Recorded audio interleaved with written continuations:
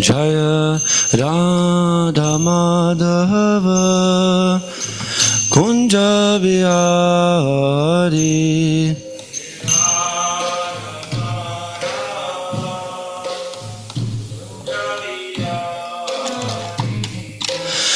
Gopi Janavalapa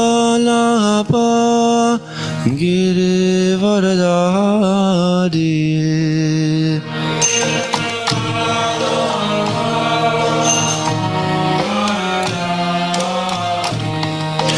Gopi Janavallabha Giri Varadari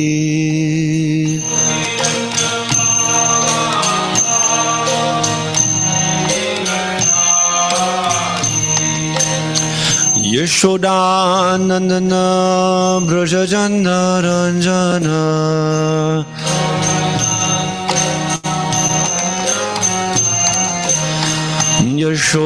Yashodanandana Brajajana Ranjana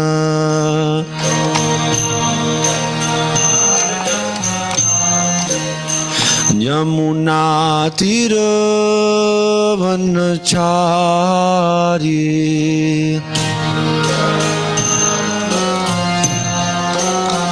Yamuna Tira Vanachari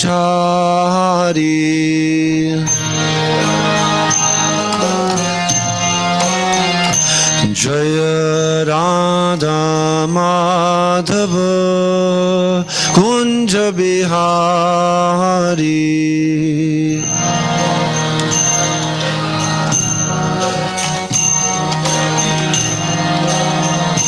Jaya Radha Madhava Kunja Bihari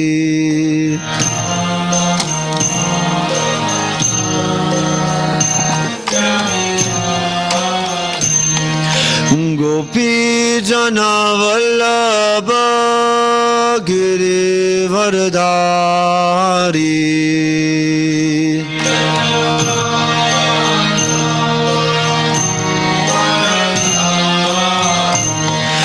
Gopi Janavallabha Giri Varadari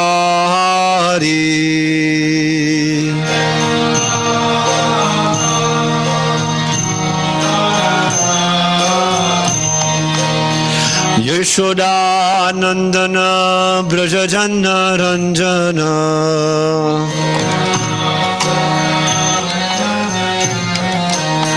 Yashodanandana Brajajana Ranjana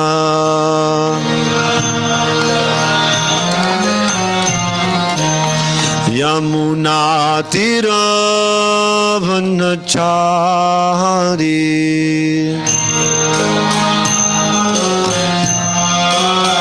Yamuna Tira Vanachari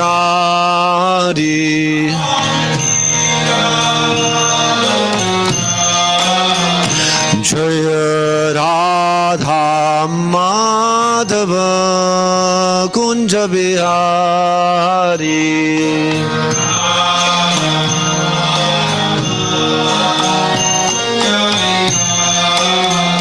Jaya Radha Madhava Kunja Bihari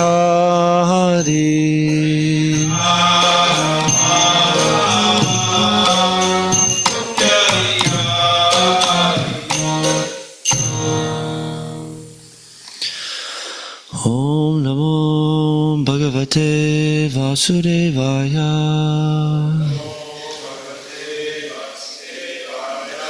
Om Namo Bhagavate Vasudevaya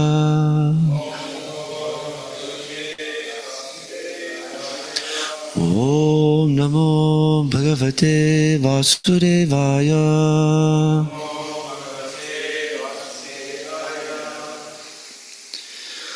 Today we'll be studying Srimad Bhagavatam, Canto 3, Chapter 26. And today we'll be studying text number 54.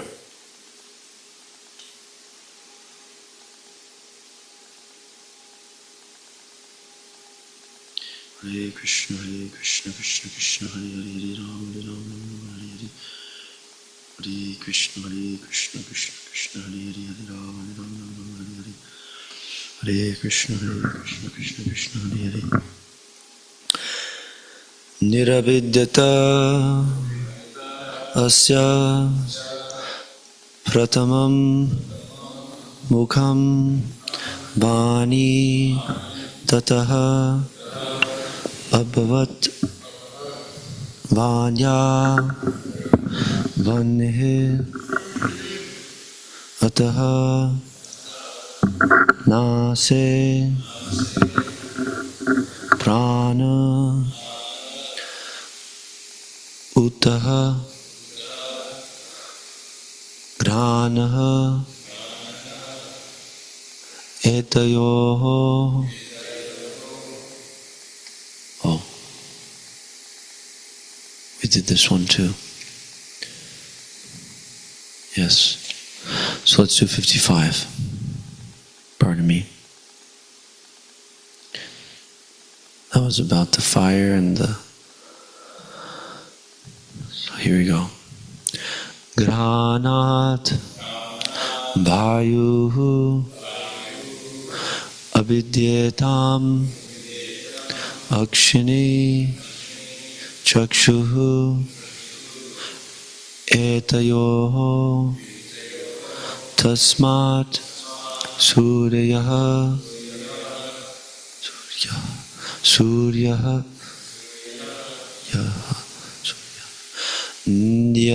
Nyabidyetam Karnau Shrotram Tataha Dishaha Granadvaya Vidyetam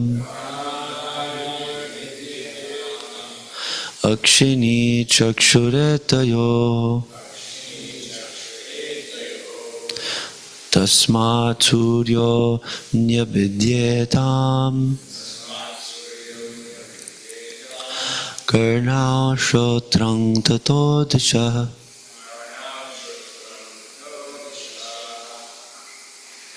Granad Vayur Vidyetam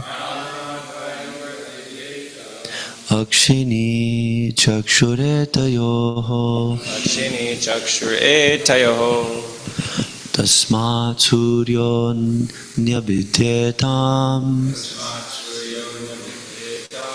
Karnau Shotrang Tato Dishaha Granad Vayur Vidyetam Akshini Chakshuretayoho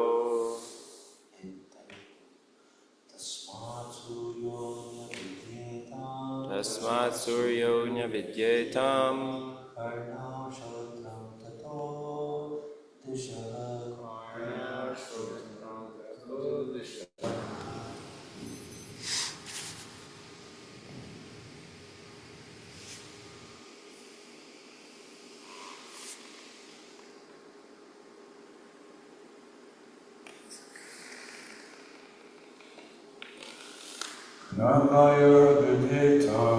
Granadvayur Vidyetam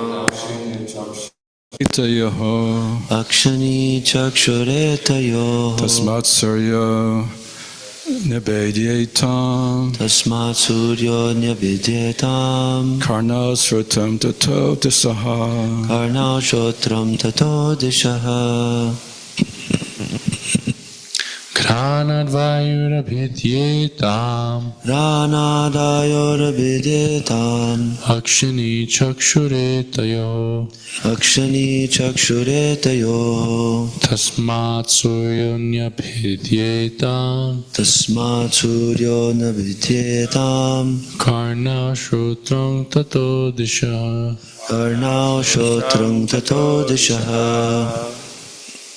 Granadvayora Vidyetam Pranadvayora Vidyetam Akshini Chakshur Etayoho Akshini Chakshuretayoho Tasmat Suryo Nyabidyetam Tasmat Suryo Nyabidyetam Karnau Shrotram Tato Dishaha Karnau Shotram Tato Dishaha Granadvayar abhidyetam Pranadvayora Vidyetam Akshani chakshur atayo Akshini Chakshuretayo Tasmat suryo nayabhidyetam Tasmat Suryo Nyabidyetam Karnau shrotram tato dishaha Karnau Shotram Tato Dishaha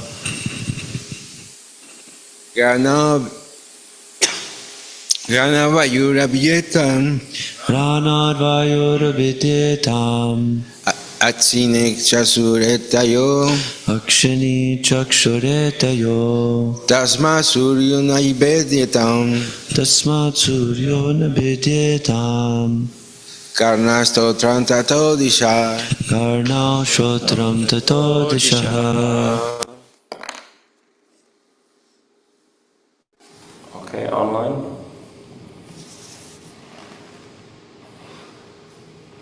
Hare Krishna.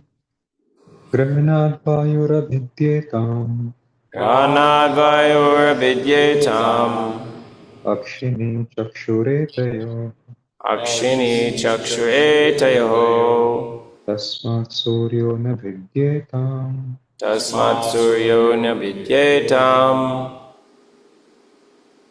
Karnau Sotram Tato Dishaha Karnau Shrotram Tato Dishaha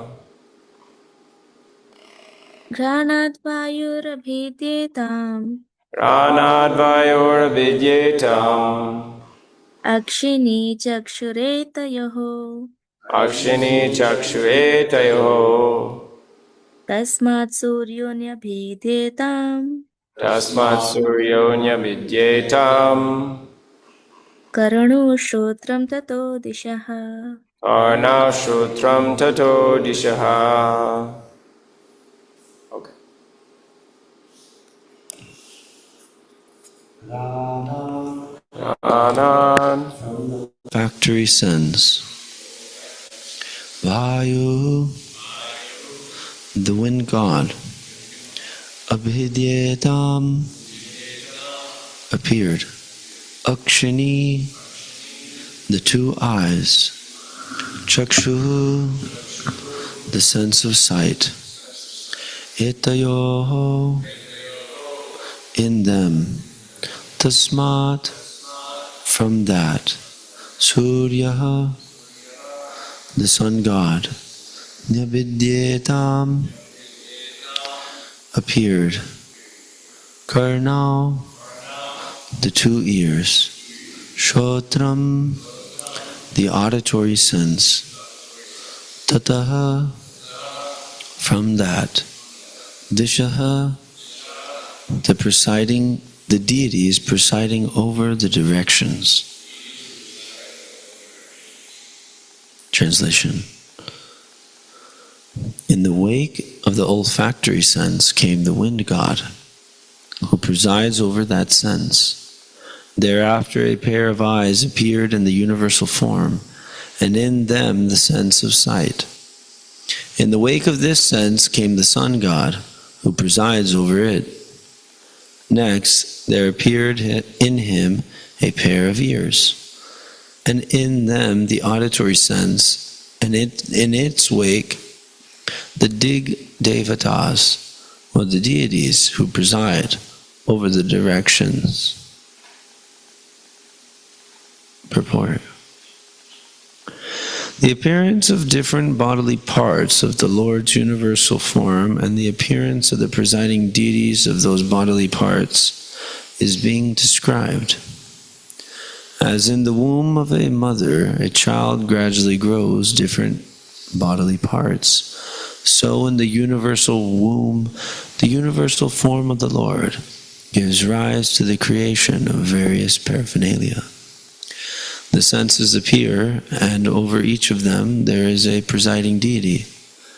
It is corroborated by this statement of Srimad Bhagavatam and also by Brahma Samhita that the sun appeared after the appearance of the eyes of the universal form of the Lord.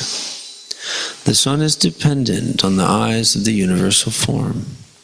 The Brahma Samhita also says that the sun is the eye of the Supreme Personality of Godhead, Krishna. Yach Chakshur Esha Savita. Savita means the sun. The sun is the eye of the Supreme Personality of Godhead. Actually, everything is created by the universal body of the Supreme Godhead. Material nature is simply the supplier of materials. The creation is actually done by the Supreme Lord, as confirmed in Bhagavad Gita 9.10. Mayadhyakshena prakriti suyate sacharacharam.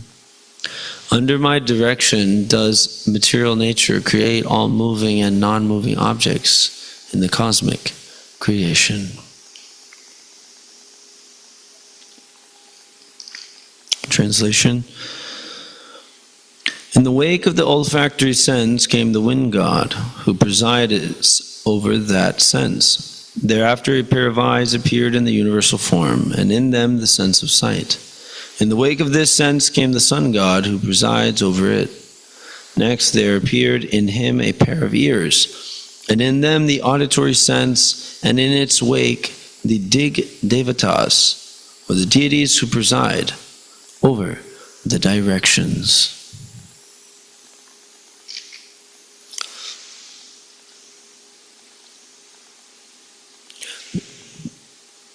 So please let us know if there's any comments from Maharaj, and we'd love to hear from him.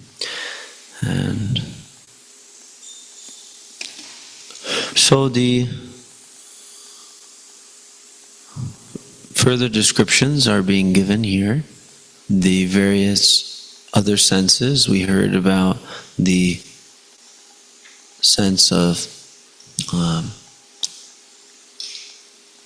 the fire.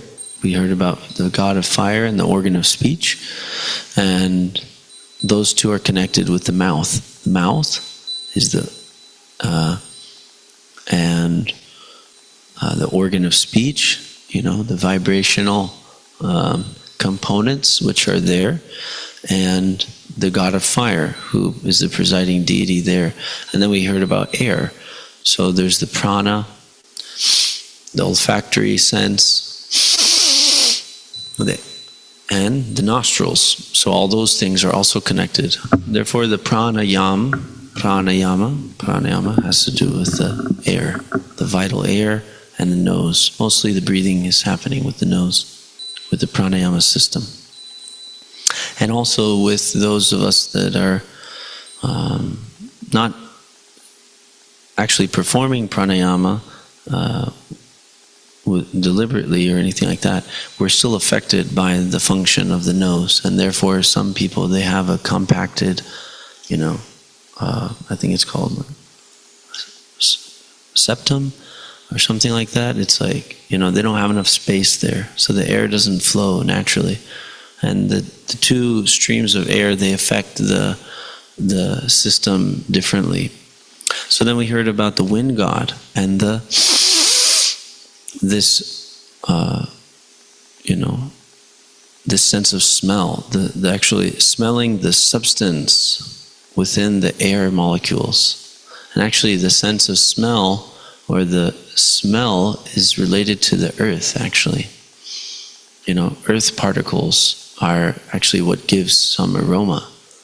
And the different various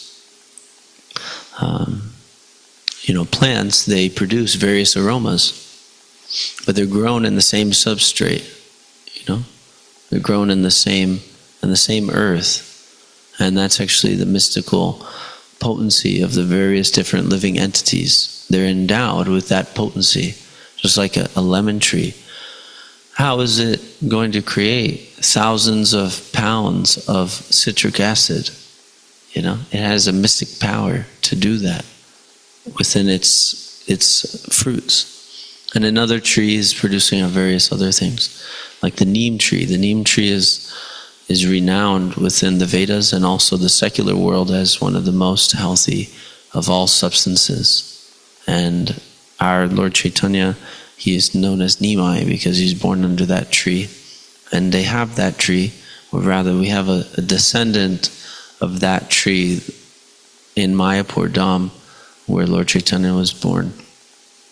Anyway, so they're producing various smells according to what's in the earth. So actually what's interesting is when we smell something, it's actually releasing some small particles. That's a whole science, you know.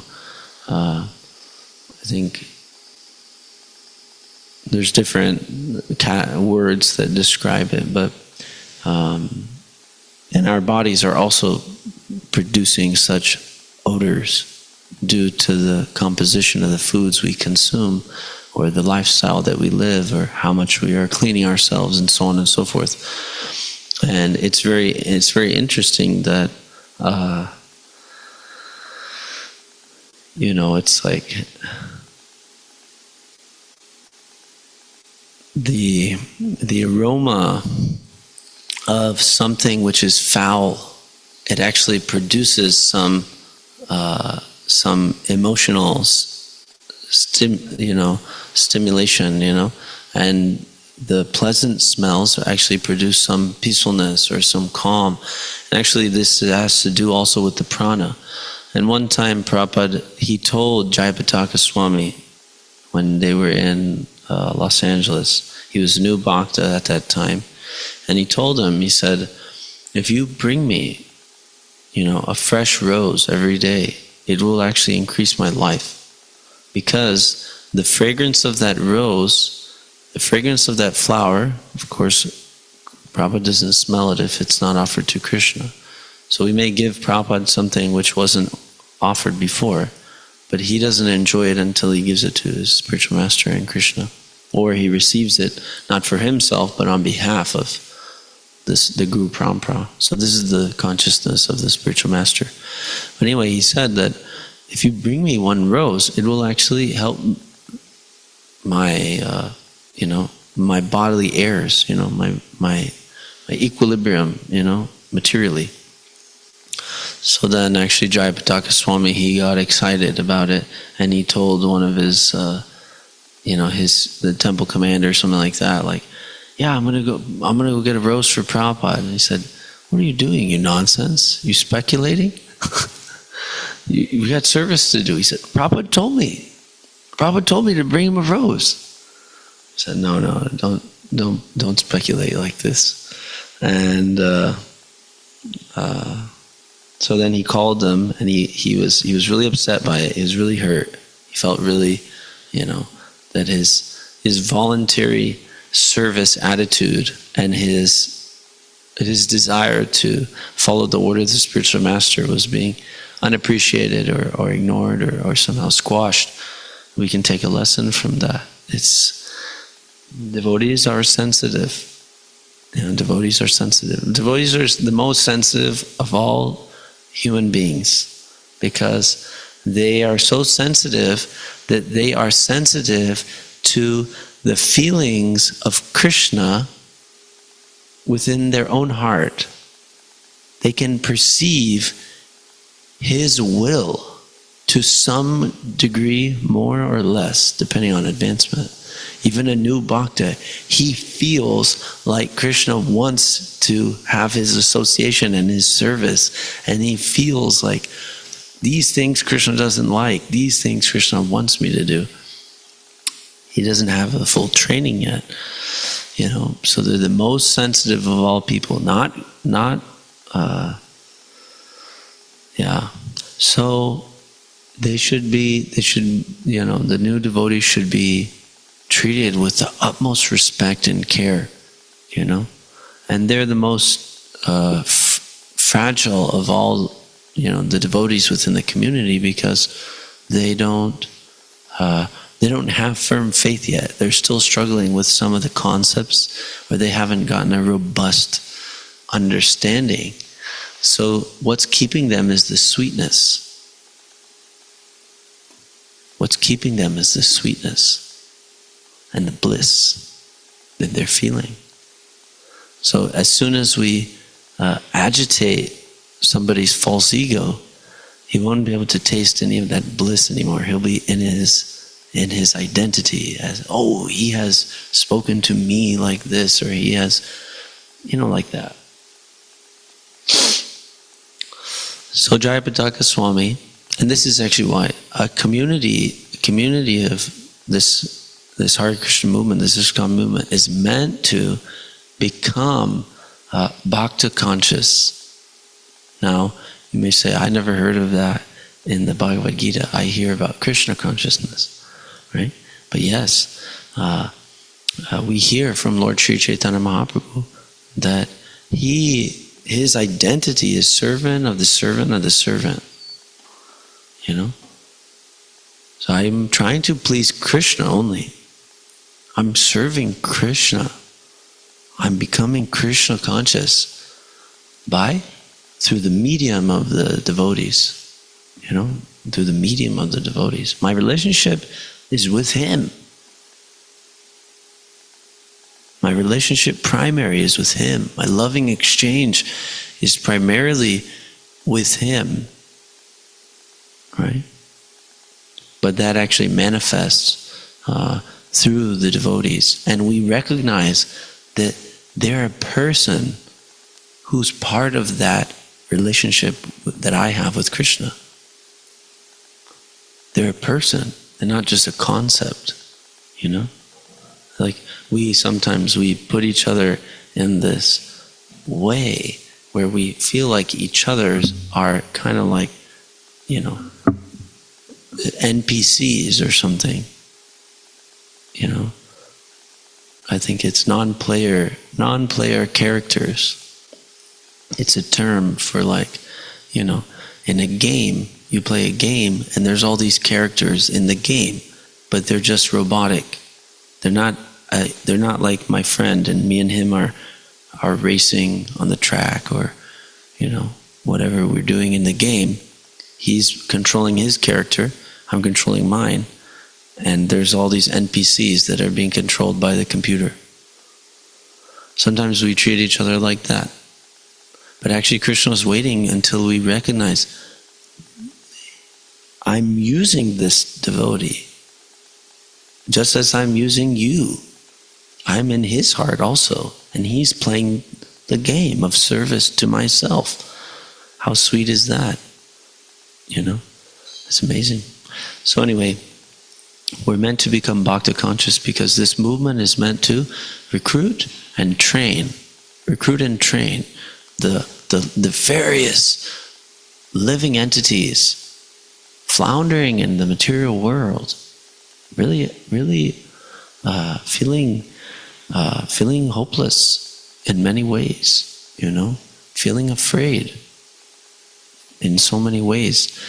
We're meant to help recruit them for Krishna's service, not for my service, not for my aggrandizement, not for my paycheck, not for my belly to be filled, not for my ego to be stroked, or my my fame to be spread, but for Krishna's fame to be spread. And if we have that consciousness really by practice, what is that practice? The essential practice is chanting Hare Krishna. What are we doing? We're saying, everything for your pleasure, everything for your pleasure. Let me give you pleasure. Whatever you want. How can I be of service to you? You guide my life. You change my heart. Please, I'm begging you. Right? So that's the essence of it. And then it manifests according to how much we are in that relationship. That very raw call of the heart to the Lord as our Father and our Mother, Radha. or to Lord Sri Chaitanya Mahaprabhu and Nitai, We can also conceptualize this Hare Krishna is to them. And that may be, that's bona fide. That may be also better for us at the current moment. We call to them, the most merciful, Parama Karuna, right? So, we should be practicing very intensely, not exactly on the external intensity,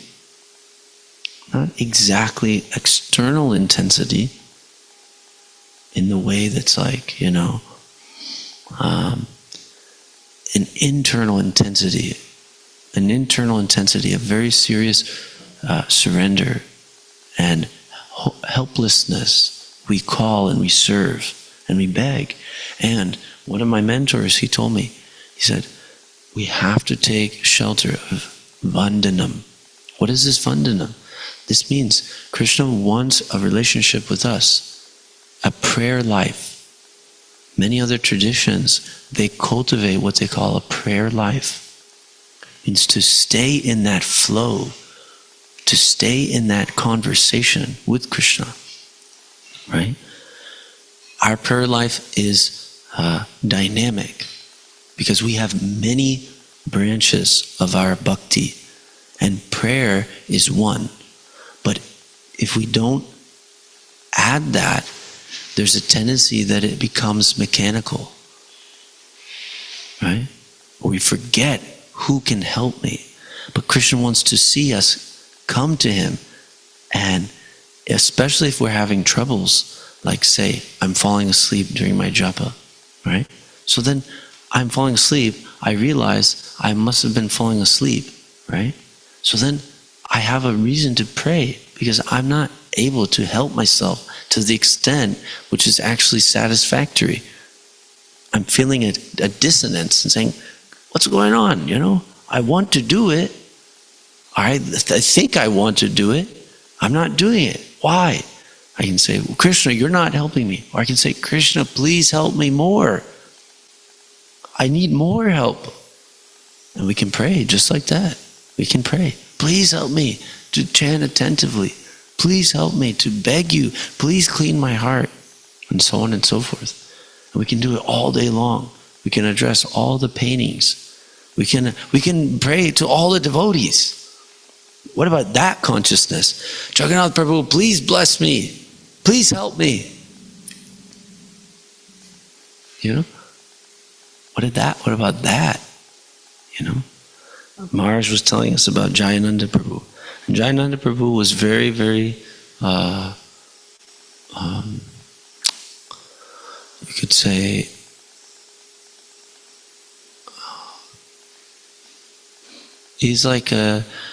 he was iconic in the way that he served Prabhupada.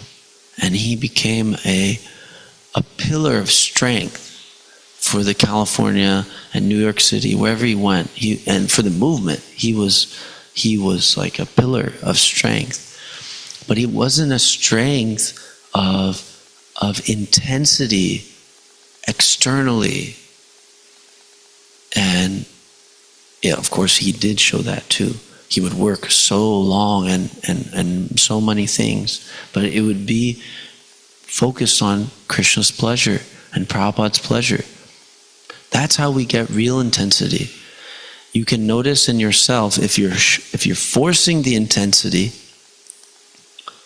from an artificial place of passion, then it won't be lasting very long.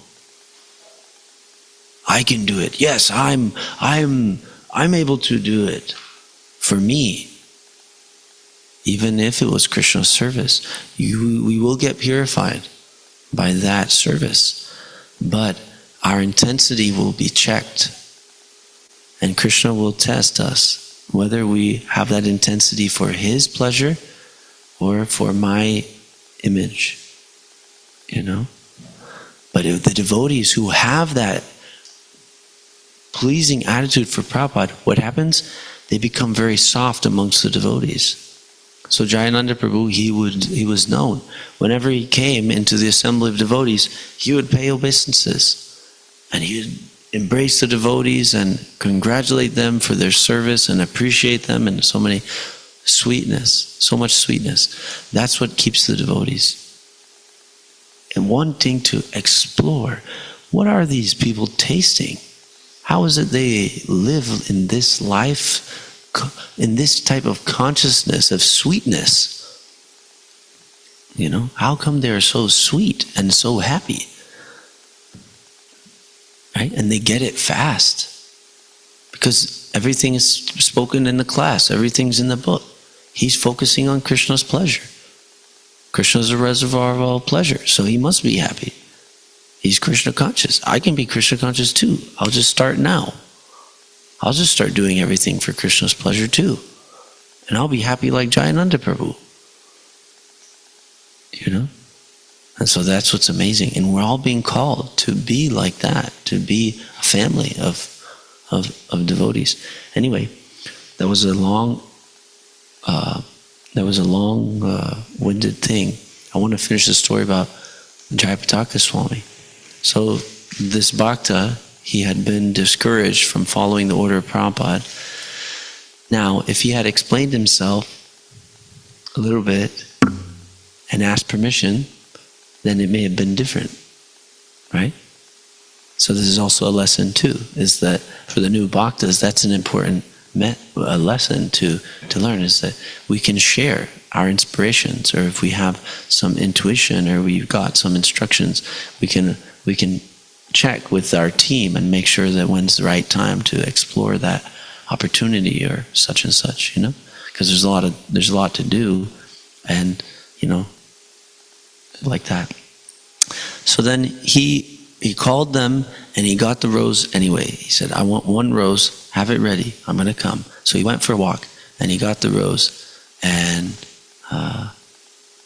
he was able to give it to Prabhupada, and Prabhupada was very thankful. You know, so he kept that habit. Every day he'd bring him one flower. And by smelling those fresh flowers, the thing is that flowers then used to have a lot more aroma than now. And if we grow particular varieties, which I'm inspired to collect and cultivate fragrant flowers all season long, you know, because the fragrant flower lasts so long, then the next flower will bloom, and like that. And we'll bring them for Gauranitai, like that. So I'm inspired if somebody's inspired to help. It's nice. Okay, thank you for tolerating me. That's my story. Jagannath Prabhu.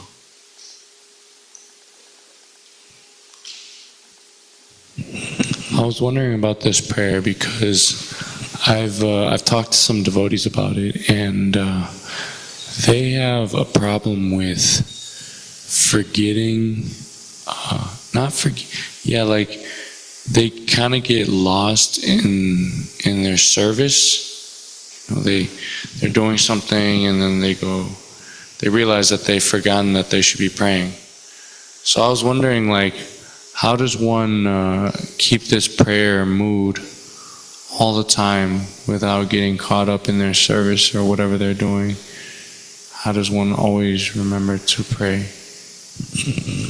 So that's why I say it's not hackneyed. Hackneyed means like one size fit all. It's only like this. It's only like that. You know, just like Maharaj, he made a small, a light-hearted joke. As Prabhupada, he wrote a letter.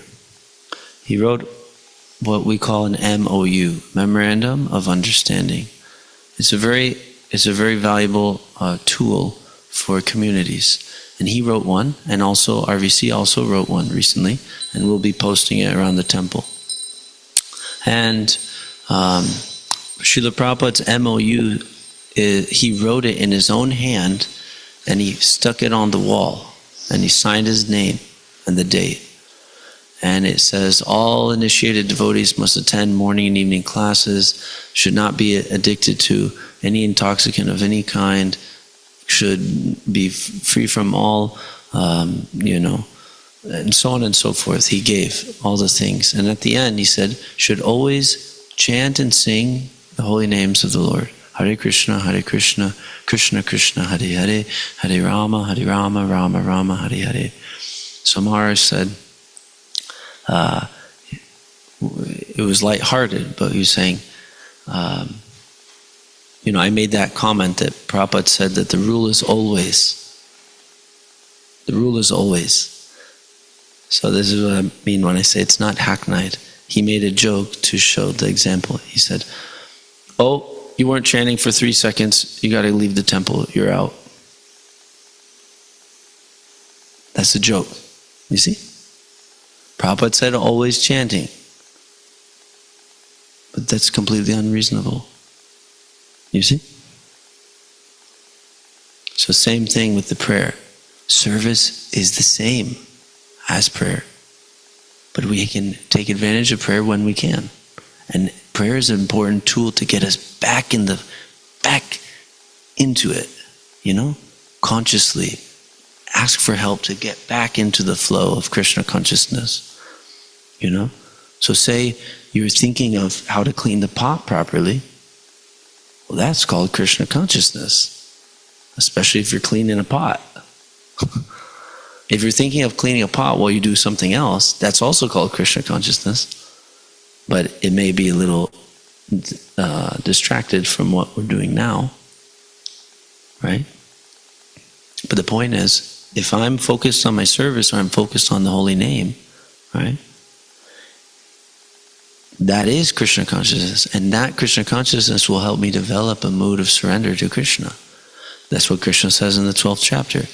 By performing bhakti yoga, we'll develop the desire to attain Krishna. So the desire to attain Krishna is that mood, that why we're serving, or the quality of consciousness in which we serve. That is the greatness of the devotee. Not which services he's doing, but the consciousness in which he's serving. Right? The consciousness in which he's serving. So if he has a prayerful mood, of begging to please the Lord, begging to be pleasing to the Lord, serving with the mood to please. That's the thing. So how do we get that? Sometimes we have to pray. Please allow me to do this service in a mood which is pleasing to you.